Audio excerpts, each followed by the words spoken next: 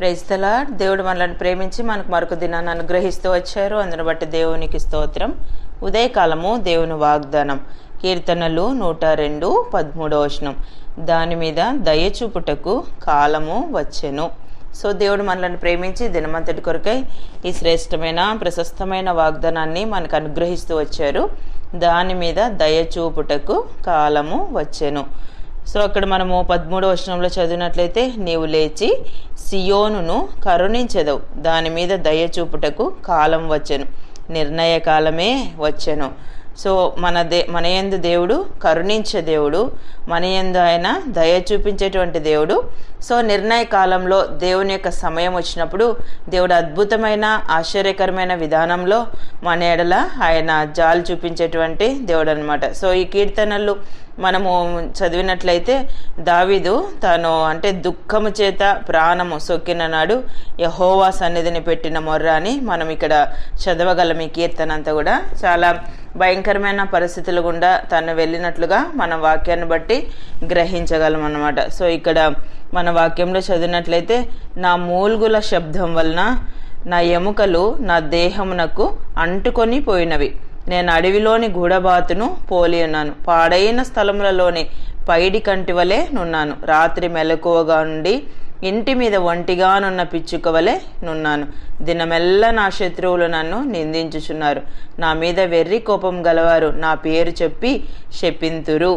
నీ కోపాగ్నిని బట్టి నీ ఆగ్రహమును బట్టి బూడిదను ఆహారముగా భుజించుచున్నాను, నా పానీయముతో కన్నీళ్లు కలుపుకొనుచున్నాను, నీవు నన్ను పైకెత్తి పారవేసి ఉన్నావు. సో మనము ఈ వచనాలన్నీ చదివినట్లయితే చాలా భయంకరమైన అవమానకరమైన పరిస్థితుల గుండా నిందల గుండా తను వెళ్ళినట్లుగా మనము వాక్యాన్ని బట్టి గ్రహించగలం. రాత్రి మెలకువగా నుండి ఇంటి మీద ఒంటిగానున్న పిచ్చుక వలె నేనున్నాను.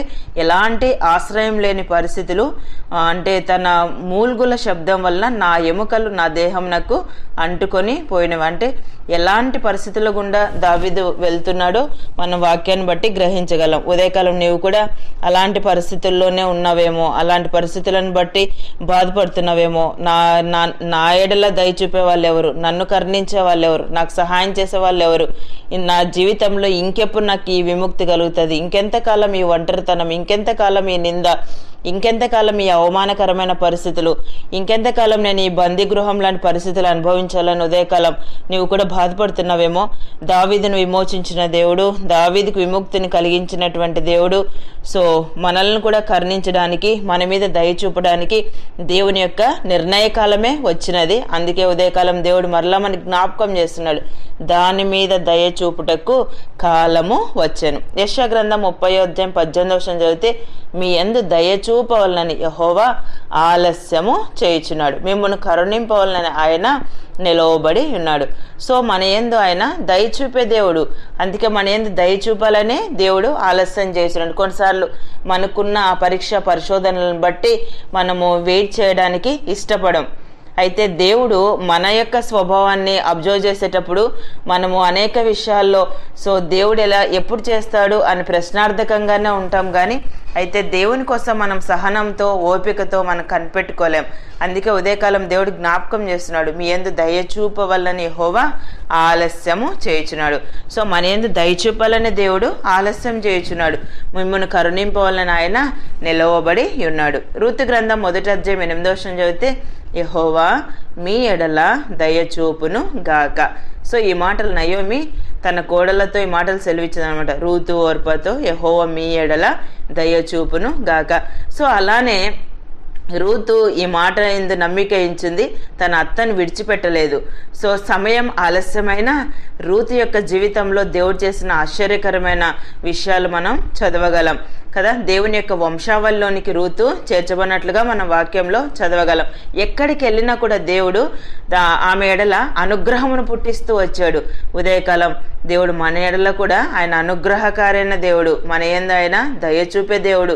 సో మనకు దయ చూపాలనే ఆలస్యం చేస్తున్నటువంటి దేవుడు. సో నీకున్న పరిస్థితులను బట్టి నీకు ఓపిక లేక, సహనం లేక, సో ఈ ఆలస్యం అవుతున్నప్పుడు దేవుని మీద మనం సనగడము, దేవుని మీద దేవుని నిందించడము, దేవుని ఎడల అంటే రకరకాల అభిప్రాయాలతో మనం ఉంటాం. సో అలాగున్నప్పుడు దేవుడు మన జీవితంలో దయ చూపలేరు, మేలు చేయలేరు అనమాట. ఉదయకాలం అలాంటి భయంకరమైన పరిస్థితుల్లో దావీదు కూడా అలానే అంటున్నారు. అంటే నీవు నన్ను పైకెత్తి పారవేసి ఉన్నావు, నా పానీయంతో కన్నీళ్లు కలుపుకొంచున్నాను కదా. తనకున్న ఆ పరిస్థితులను బట్టి దేవుని దగ్గర తను మొరపెడుతూ వచ్చాడు. ఉదయకాలం నువ్వు కూడా నీకున్న పరిస్థితులను బట్టి నువ్వు కూడా అలాగే విసిగిపోయావేమో, సమస్యలను బట్టి అలసిపోయి ఉన్నావేమో, కానీ దేవుడు జ్ఞాపకం చేస్తున్నాడు నీ యందు దయ చూపాలనే, నీ యందు దయ చూపుటకు ఆయన కాలం, ఆయన యొక్క సమయం ఆసన్నమైంది. దేవుడు ఖచ్చితంగా నీ జీవితంలో అనుగ్రహము చూపిస్తాడు. విలాపవాక్యం 3:25 చదివితే తను ఆశ్రయించు వారి ఎడల యెహోవా దయాళుడు, తను వెదుకు వారి ఎడల ఆయన దయ చూపువాడు. మనం ఎప్పుడైతే దేవుని ఆశ్రయిస్తామో, ఎప్పుడైతే దేవుడు దయాళుడు, తను వెదుకు వారి ఎడల ఆయన దయ చూపువాడని నమ్ముతామో, దేవుని యొక్క గొప్పతనాన్ని మనం గ్రహిస్తూ వచ్చినప్పుడు మన జీవితంలో ఆయన దయ చూపిస్తాడు.